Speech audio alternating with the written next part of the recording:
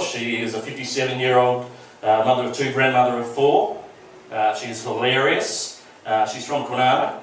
So can we get that whoop whoop starting over here again for us? Give us a bit of a clap and a yeah!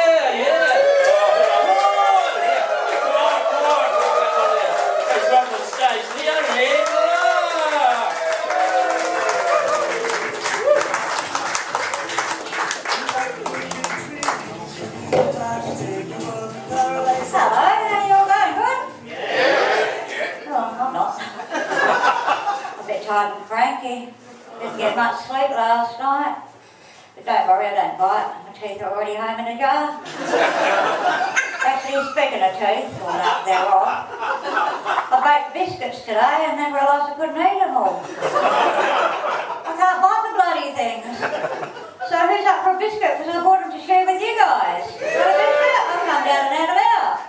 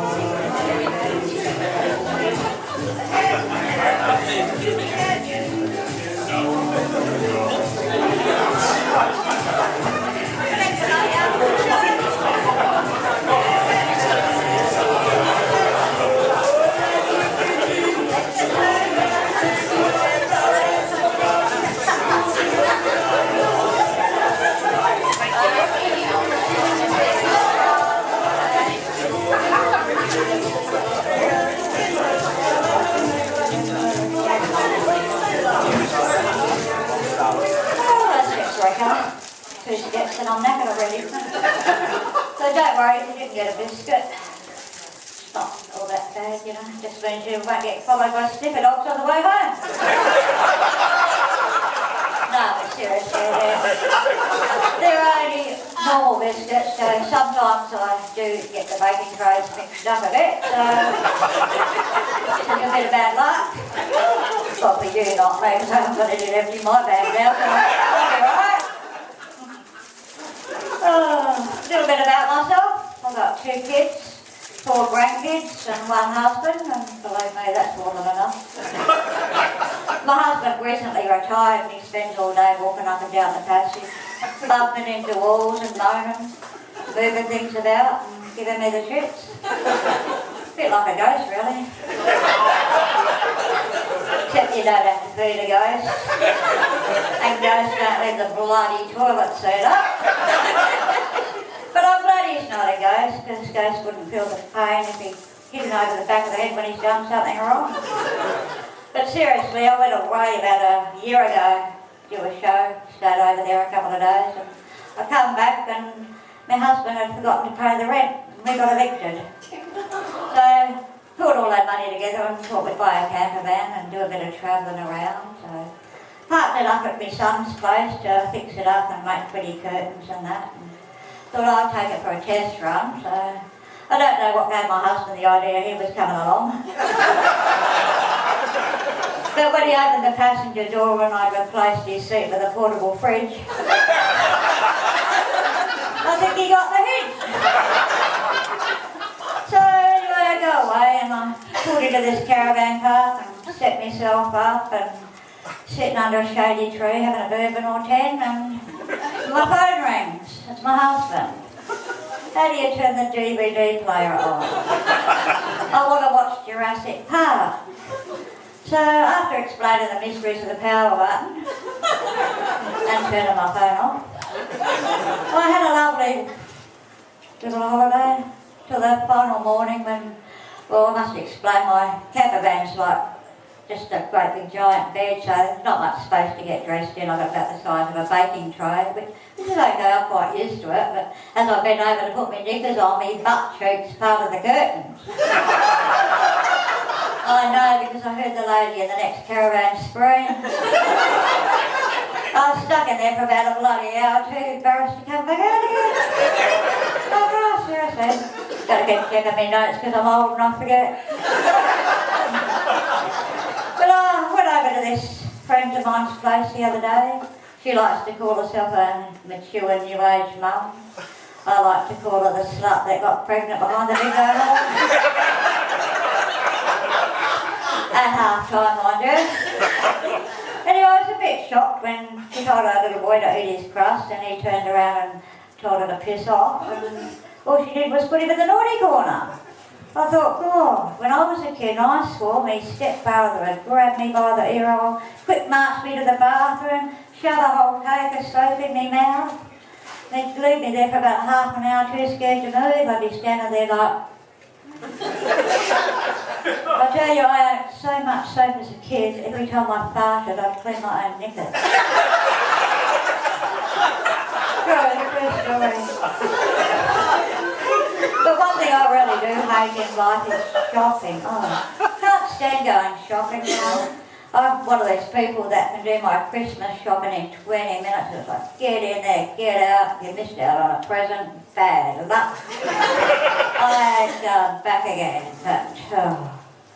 So I told my daughter, I said, I'm going to try online shopping, get everything delivered, don't have to do people, you know, just like I like it. So she's like, oh, Mum, you won't understand it, and you're going to get ripped off, and blah, blah, blah. So I tried it anyway. Turned out she was right. I got a jumper that had only fit on one arm and 6 pairs of knickers to fit on a Barbie doll. But I had to go to the shops the other day because Coles had chocolate ice cream on special and a bargain is a bargain. So I toddled off to the shops and get there and fuck me, they're all sold out. All they've got left is home brand ice cream. Nobody actually eats that stuff. It's got the consistency of running mucus. So that's when I realised how hard it is to get out of the place if you haven't bought anything and you haven't shoplifted. So the little gate's like Bandit Prison, it only swings one way. I'm too short to hurl over it, too old to limbo under it. Of course there's only one checkout open as usual. That's got a mother with the arse the size of a bulldozer. And 5 snotty-nosed kids. And I thought, no, I'm not tackling that. So then I spot the nice eyed white aisles of the self-serve checkout and I'm like, oh, thank fuck for that. So I get halfway through and I drop my phone and the back cover goes skittling under the machine. So I thought, great. So bend over to pick it up and I hit my head on the machine so hard. Bells went off. It's like bells went off, alright. Bloody machine had mistaken the wrinkles on me forehead for a barcode. I didn't know what to be more upset about. That I was only worth $2.39. Or would describe me as a small packet of pitted brooms. Bloody trick, isn't it? And then the machine's like, place item in bagging area. It's like, I'm not sticking my head in there, I'm sorry. So I just walked off. Supervisor comes and taps me on the shoulder. She said, excuse me, madam, you forgot to pay for your stuff. So I went to explain, but it was too difficult, so I just paid the $2.39 for that. Sometimes it does pay to be cheap. I don't know, it's bad. A few years ago, when my kids were teenagers, my son comes running home from school one day, flying in the door, he's like, Mum, Skittles, that's our cat, it's up the corner and I think it's dead. So we all go running up to the corner and sure enough, Skittles is lying there, flat as a pancake. So we made a really pathetic sight walking home that night. You know, his husband's holding it at arm's length like he's got a catch of bubonic plague. My daughter and me are crying our eyes out, oh, we really love that cat. His son's running up to it and poking it every now and then to make sure it's really dead. So, of course, you know with kids, you know, you've got to have a funeral when the pet dies. You can't just sling it in the wheelie bin. So I said, oh, well, we'll bury it under the passion fruit vine, because it needed composting anyway.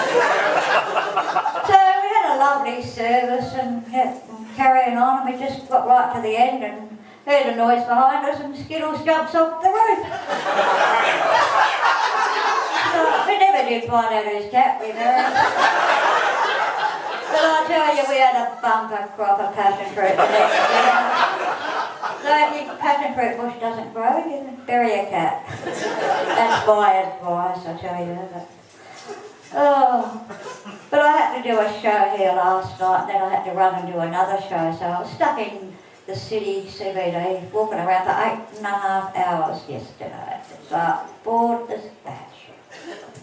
And I tell you, the weirdos you see in here. It's like the fat of the arse on the girl, the short of the shorts. It's like some people need a reversing mirror, really. And I tell you, if you haven't seen any weirdos around here, you want to take a look in the mirror because it must be you. But I have a lot of trouble with torches. I was camped up right up Timber Creek one night, and I left the torch in the glove box, so I went around the site. It's about midnight, and I wanted to go to the toilet, of course, like I always do, because I'm old. And I went to get it out the glove box, and I saw a bit of rubber lying on the side near the van, and I thought, oh great, I've hit another tree, which is quite a common occurrence for me. So I bent down and picked the bit of rubber up, and it slithered off. It turned out it was 2 brown snakes taking shelter from the heat. Bloody hell, I don't tell you, I don't know who slithered off faster, me or the snake. It's like, oh. And another time I got up in the middle of the night, again at a caravan park, go to the toilet, and bloody oldie batteries, never last, flat. And I thought, I'm scared of the dark, so I'm not walking up to the toilet, so had to take a glass of action, which was alright, till the next morning, and I heard the lady in the next caravan telling her dog off for piddling on the caravan park rose bushes. What a lovely bum was so sore. I don't know, you get that. I've got to be train of thought now. But I don't know what it is with caravan park toilets. First thing you see when you go in there now is this great big sign, motion sensors in use. It's like seriously motion sensors in a toilet. Makes you too scared to have a poo. Apparently the lights go out after 3 minutes unless you make a movement. So I'm sitting doing me business, doing the next single way, looking like a demented footy umpire, so the bloody lights wouldn't go off, and it's like, bloody hell, I don't know. But yeah, I've got an old V-Dub camper van, and it's yellow and purple and green and orange and all splattered. Looks a bit like a unicorn vomited it all over it actually. It's a bit bad, but I get some lovely comments on it. It's like, hey, nice van, oh, you cut me off, you bitch. But because it's made by bloody Germans, everything's in reverse. So every time I go to stick the indicator on, the windscreen wiper's on, which seems to piss off the people behind me. We've just discovered that I've driven 5,500 kilometres with the heater on. Because maximum's on the left and minimum's on the right. Bloody Germans are still stuffing with us, aren't they? I don't know. But I went up to Geraldton about a month or so ago and did a rehearsal for the show, and I'm driving back down and I pulled into this roadhouse for a little stop, and these people pulled in carrying towing a camper van, and there was a caravan being towed. So I got yakking to them, said hello on that, and I thought I'll let them take off about, for 10 minutes so they'll get ahead of me, because, it's nothing worse than being stuck behind them. But sure enough, I got stuck behind them, caught up with the bloody things, and they were doing 90, 110 kilometres on it, so around these winding roads, and then the guy towing the caravan suddenly veered off to the left, and I saw this lane appear on the right. It's like, oh great, overtaken lane. So I got up my side, and it turned out it was a right-hand turning lane. And it just ended. And I was straddling the middle white lines, and there's a car coming towards me, so all I had to do, I didn't have any choice to run the caravan off nearly into the bushes and fit through the little gap. So I pulled into the next roadhouse to calm myself down and have an ice cream and cool off, and unfortunately so did the guy in the caravan. And he's this huge guy, and he comes running over to me, he's like, how fucking long do you think my caravan is? And I thought, oh, I don't know, you should have asked the bloke you bought it off. And he's ranting and raving and carrying on, and I was like, look mate, I fucked up, I totally apologise. And he's like, yeah, I've got me wife and 3 kids and nearly took us off into the bushes and rah, and he's getting redder and redder. And, oh, he just wouldn't shut up. So anyway, finally went off, and I turned to my husband, who was being the protective one and just sitting behind me pretending he didn't know me. I said, geez, he doesn't seem to be enjoying his holiday too much, does he?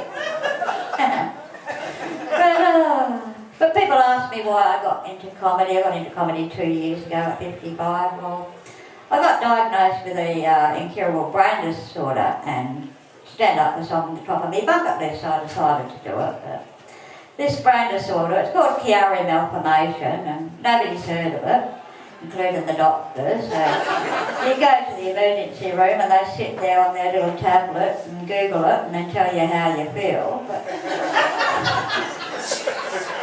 what it is your brain's getting so crushed by your skull that your brain's got to go somewhere. So it actually herniates out of your skull and sits on your brainstem. So all they can do, you know, is not much, is to release the pressure, is to cut the back of your skull out and all that. So it's a real pain in the arse. So. A couple of weeks later, I went off to have my operation, and the morning before the surgery, I'm standing there and I had my shower and all that shit they give you, and I said to the nurse, oh, I've got to go down and, you know, ring my husband, you know.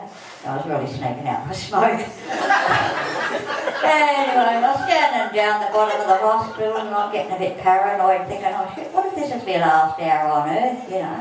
I always thought I'd go, you know, doing something heroic, like climbing a mountain or be surrounded by my family and friends, you know, or doing that, not, you know, face down on an operating table with my head in a vice and me bum poking out my little gown for all the world to see. But I woke up in the ICU and everything was all a bit hazy, and there's people floating around in gowns and masks and that. And it was just the ICU, just for brain surgery, so everybody had a different part of their head shaved. There was a lady with the side of her head shaved and the one with the front of her head shaved, and I was rocking a reverse mohawk, which I thought was pretty cool. And yeah, and I thought at first when I woke up, I thought I'd been abducted by aliens. And I thought, nah, surely a spaceship wouldn't smell like piss and disinfection. And they are looking for signs of intelligent life forms, so that left me out. But apparently, according to Centrelink, I'm not dying quick enough. They knocked me back for disability and told me that I had to go and look for a job, and if I was still, you know, couldn't find a job in 18 months, you know, to come back and I could reapply. I said to the lady, I said, but I don't know if I've got 18 months. And she said, oh, well, if you are, she said, give us a phone call. And I said, if I'm not, do I send a bloody email? So I just like to say, fuck you, Centrelink, because here I am, 4 years later, still rocking on. Thank you. I get really confused by modern technology, and I've got a phone and I'm messaging my daughter, and I sent her a text about how everybody's doing and what the thing is, about 3.5 pages long. And she sent back a K. Not even an O. So I sent back an FU. But I went to the Fringe place. He got a drone for Christmas and he's showing me how it does all these amazing stunts and all this, and everything was going well till it flew around the corner of a building and never come back. So there's a little button on the console that says return home, so he pressed that, nothing happened. Press it again, still nothing happens. Then we figured out, returned home, all bloody right. Fucking thing was made in China. So all these little Chinamen standing out the factory, catching them and releasing them. Probably only 2 drones in the whole fucking world. Oh, I don't know. But yeah, I wanted to take this time to dispel a few urban myths, you know. You see all these caravans and camper vans with all these bumper stickers on and think they're showing off when really we're trying to remember what direction we're going. And the grey nomads, I mean, they're not really enjoying their holiday, they're just hiding from the Grim Reaper. Or the grandchildren that need babysitting. And not all grandmothers just sit and bake and knit, you know, some of us do things. I mean, all I do is bake special cookies, and the only thing I've knitted is a tea cosy for me mum. But it's not all bad being a grandmother. I mean, I love playing with my grandchildren all the time, and I get seniors discount now, not even 60 without even asking. I mean, I got a discount on a baked potato, one baked potato at Red Rooster, 33 cents, and they gave me seniors discount. It's like, seriously? I'm not that broke. Then I always get out of the speeding ticket. I can always plead incontinence.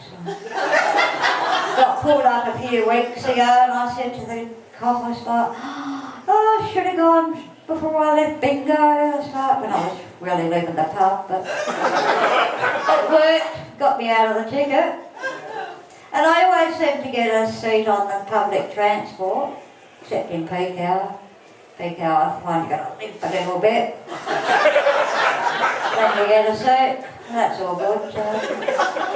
Well, yeah, I've been travelling around a lot. I was travelling along one night, and Elvis come on the radio, like, singing Are You Lonesome Tonight? And I thought, yes, I fucking am. I just went round a bend, and it was like fake. There was two young hunky guys flagging me down. It's like, ooh, might get lucky tonight. So I got out of my van. I can't even get out of my van actually because I'm so short. I actually got to slide down. It's like wee. So I weed out the van, and they couldn't speak a word of English. I couldn't speak a word of hunk. And they started doing all those hand gestures. It's like this, and it's like, oh, they're going to take me behind the bushes and have wild sex. Think my luck's going to change. And then this young girl come out from behind the other bush, and turns out they were bogged. All they needed was a shovel and a jack. So much for me. I thought I'm going to have to buy another blow-up doll. I did have a blow-up doll, for security of course. It was a bit weird. I had to dress him up because he came naked with a huge penis. That's a bit weird, I thought. For so long I had to tuck it into his trouser leg. Anyway, I'd sit him in the front with me for a bit of security, and, you know, kept all the mass murderers and all that away, and all was good. And then we suddenly parted ways. Forgot to buckle him in one night, and as I wound down the window, he blew away. Like poor old Boris. I don't know. Has anybody ever tried to put a flat pack or something together and the instructions make it harder than it actually is? And it's like, oh, and you end up with this, I don't know, something that wasn't on the box. Oh, when I got my camper van, I've got a little couple of cupboards for it, and I put them together and read all the instructions and that, and I finally stood it up and it fell over, and I stood it up again and it fell over, so I stood up to see what was happening, and I was sitting on the other leg. Like, oh, bloody hell. I don't know. So, I've written a little poem. This is dedicated to anybody that's ever put anything together. It's called Read Instructions Carefully, and you really should, believe me. I opened up the cardboard boxes and unpacked the pieces, small and large. This shouldn't take very long, I thought. Doesn't look that hard. I spread the wooden bits upon the floor as I knelt on shaky knees, glanced at the instructions. Shit, it's all in Japanese. I turned the page over to see familiar words and diagrams and such. Eager to start straight away. Surely the introduction didn't say much. I jumped over all that jargon and went straight to step one. It's a bit like a personal challenge, and it even looked like fun. Slot A into B, it said, and do the same with C and D. Then get the A, B and C D part, shove it all through too. Line up H with E and F while keeping JK straight. Make sure the light is right side up. Now repeat steps 1 to 8. At last I finished my rocking chair and I sat down to read the notes I skipped. I could feel the blood rush to my head as I swore and bit my lip. Make sure to use the wood glue and leave 1 day to dry. Do not put weight upon this chair. It was then I began to cry. There was a creaking and a snapping sound where I fell and hit the floor, and PCB got painfully sharp where it had never been before. When the last splinter was removed, the doctor shook his head. Don't go making any more rocking chairs, just go straight home to bed. Here's another little short poem I've wrote. It's called Banks. Banks, queues, fuck you, the end.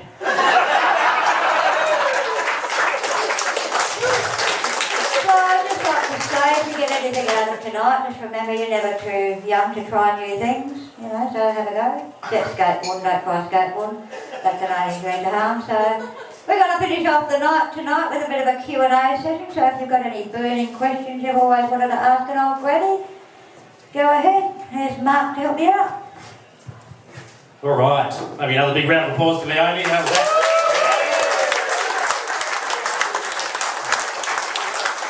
I've seen that a few times, and there's always new bits in there, and even the other bits who does them differently. It's just hilarious.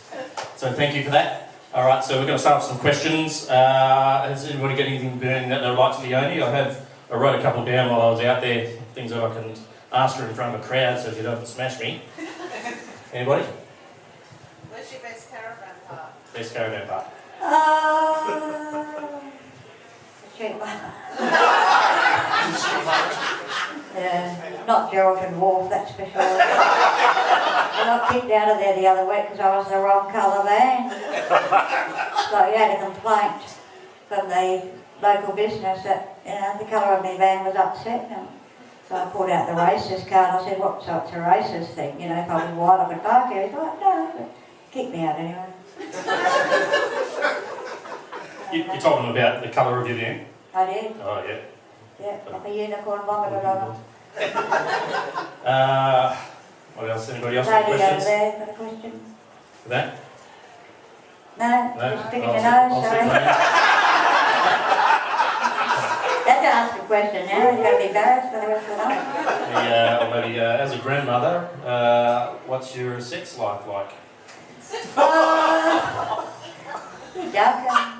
Well, actually, my husband's in the audience tonight, so I don't really want to say. Because I know he hasn't got one.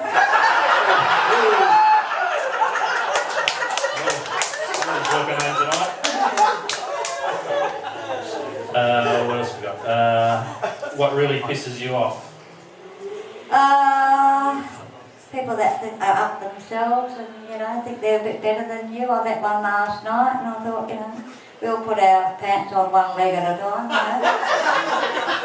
Be nice, there's enough arseholes in the world. Just be nice, so, yeah. That pisses me off. Yeah, too true. I know that you're an avid reader. I think you told me the other day she reads about 5 books a week. Yeah, I do. What's a good book you've read lately? Is there anything inspiring you can tell people? I just read the book, The Mountain Between Us. I always read the book before I see the movie. I'm actually so old that I actually read the book Grease before the movie even came out. I did, it's true. I was about 16 at the time. But, have a bit of a bookworm. So anybody got any questions? Come on, don't be shy. Yes, sir. Have you been out of the States doing your show? Oh, I was going to go across the Nullarbor, but there's not enough KSCs on the way across, so no, I haven't. Oh, to Darwin, I have, to Darwin. Plenty of free parking. They're pretty free parking, but yeah, apparently there's not many shady trees along there. I like the shady trees. Yeah, I've got one. What's your secret binge food? So, KFC, is that the one? KFC, red roasted chicken treat, yeah. I don't have to cook it, mate. It's good to know, yeah. I live on popcorn, chicken and bananas. Like a monkey. Yes, sir. What's the best thing about banana? Leonie, obviously. Yeah, probably when I move out. Yeah, it's a bit of a prime area, but yeah, it's not too bad. It's about what you make it, I suppose, you know.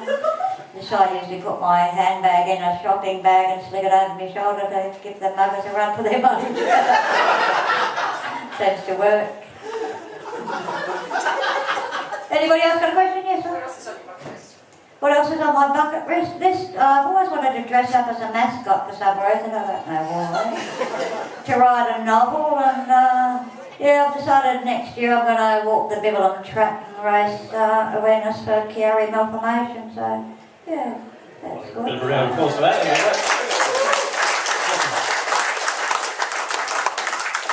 Anybody else before we end the night?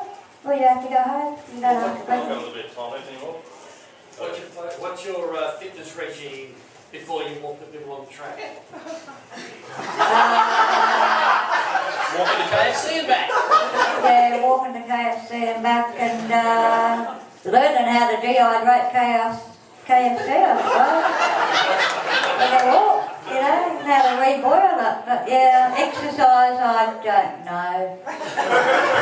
I really don't do exercise. I mean, I use the remote control a lot for things, but yeah, I'm not really one of those exercise people. But yeah, I'll just start walking and one's put in front of the other and get there eventually. I'm sure I'll get fitter as I go along. I try. You have to have a nutrition program as well, apart from KFC. KFC. Well, yeah, mashed potato and gravy. And bananas. Don't forget the banana. You can get the banana chips now. And chicken noodles too, I like. So you don't do any cooking? Not if I can help it, no. What about your husband? My husband, he can only do bacon and tomato on toast, and he hasn't quite figured out how to cook my bacon and tomato toast and his at the same time, so he goes out and he cooks mine, and then he goes back and then he cooks his. And it's like, it'd be nice to eat together for a change. But usually when it's his turn to do cooking, he always decides that he feels like fish and chips, so... Go with the flow. Beg your pardon? How long do you spend on the road? Oh, depends, I suppose, on the weather and that, but yeah. I mean, we've got the house now, so we've got somewhere to come back to, but yeah, a week or two or sometime. Well, then I can go away and tell my husband I'm going away for 2 days and come back 3 months later. So do you let him drive you down? No. He was the one that put the heater control onto the left-hand side. There's no touch any buttons, or he gets gaffer taped to the roof rack.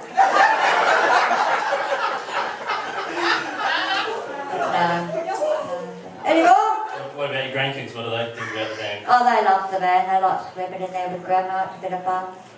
Yeah, as soon as we lay down, it's like, Granny down! Have a bit of fun, yeah. Eat lollies, and yeah, I've always got, you know, got a big container of lollies in the van, so it's like pig out time, and don't tell Dad! And Dad's sitting over there, so he knows now. I did step out and grab a beer. Did you tell them about your cat? Yeah, Yeah. I did tell them about the cat. That wasn't my cat. It was somebody else's, yeah. That was lucky. My cat died a couple of years later, but yeah, it did look like Skittles. But it Did looked the right beautiful. thing. Yeah. What about sports? Were you into any sports? You're playing sports lately? I know you were rugby tackled by your grandkids the other few weeks ago. Yeah, he did, yeah. The new neighbours were out on their townhouse balcony showing their friends and sitting out there, and my grandson decided that we'd go next door to the park and play footy, and he tackled me and I went down like a bag of shit. I couldn't get up again. It's like, I think I've broken my knee, you might have to go and get Grandad. And it's like I'm getting up there and I'm trying to hobble up all brave because the neighbours were watching and it's like, oh. So the next time my son always drops the grandkids off when he dropped them off a babysitting, it's usually, you two behave yourself or be good, and I heard him, and I heard him yell out this time, and no tackling grandma. Yeah, that made me laugh. Any last questions from everybody out there? Can't live a long